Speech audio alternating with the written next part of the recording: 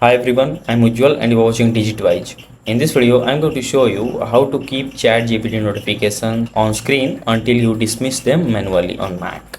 So by default, ChatGPT notifications on your Mac can use either a temporary notification style or either persistent. Temporary notifications disappear automatically after a few seconds, while the persistent one remain on your screen until you manually close them. This can be useful if you don't want to miss important notifications while you are busy working on something else. So let's see how you can change it. First, click on the Apple logo at the top left corner and then choose System Settings. Now in the left side pane, click on Notifications and after that go to ChatGPT.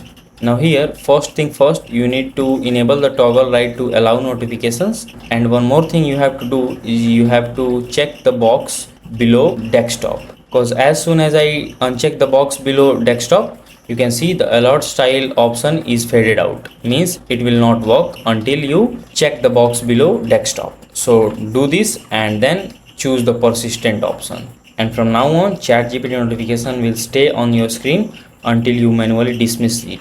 So this way you won't miss any notification while working on something else. So that's it. If this video helps you in any way, then do like it and subscribe to the channel. Thanks for watching.